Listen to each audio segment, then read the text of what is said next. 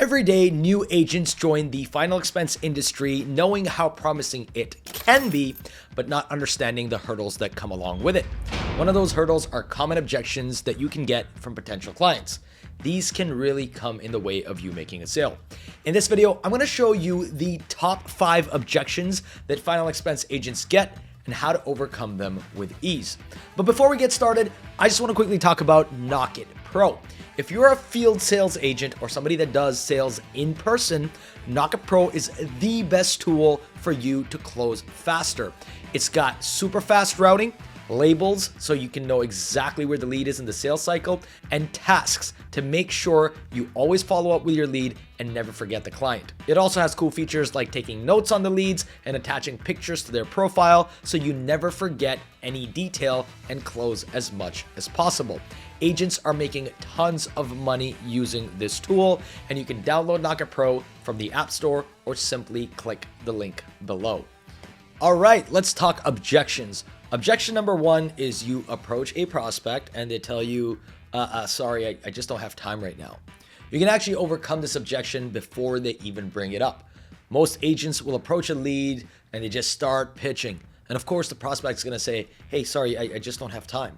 What you should be doing is introducing yourself, stating your purpose, and asking them if it's a bad time to talk. Not, do you have a few minutes, or is it a good time to talk? You should specifically be asking, is now a bad time to talk?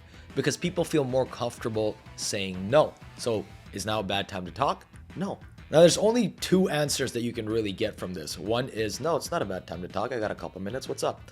Or 2, if it's genuinely a bad time to talk, they'll say something like, yeah, I'm a little busy right now. To which you can say something like, oh, hey, yeah, no problem at all.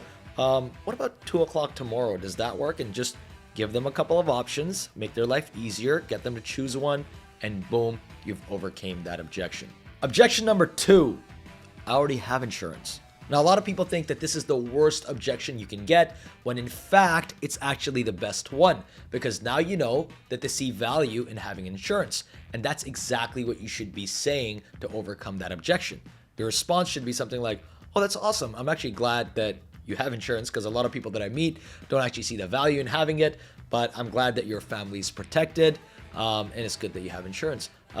By the way, who's the policy with? And after they tell you, you say something like, hey, I have a lot of clients that have had insurance before, and I just took a quick look at their policy, and I was either able to make their current policy cheaper or get them a lot more coverage for the same price.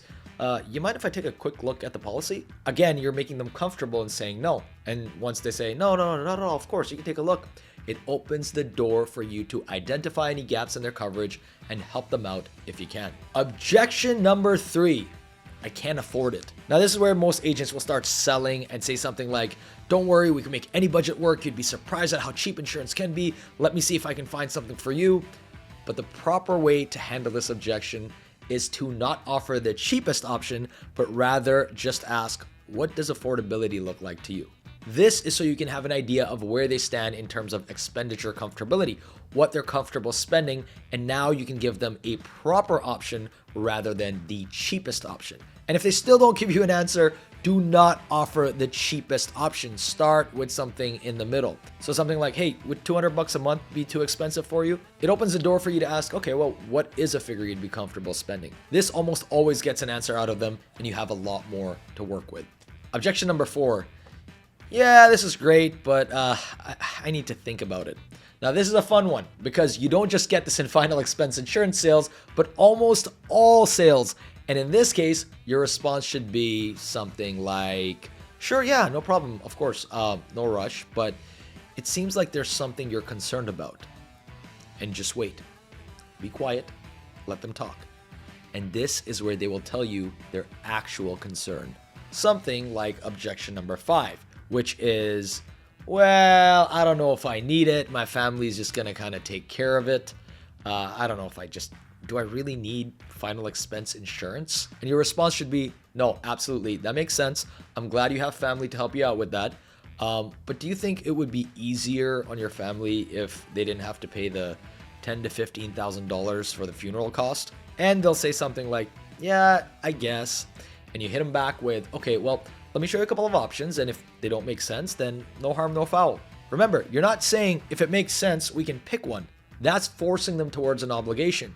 You're saying if it doesn't make sense, you can just leave it. And they'll feel a lot more comfortable listening to you without feeling like there's any pressure to buy.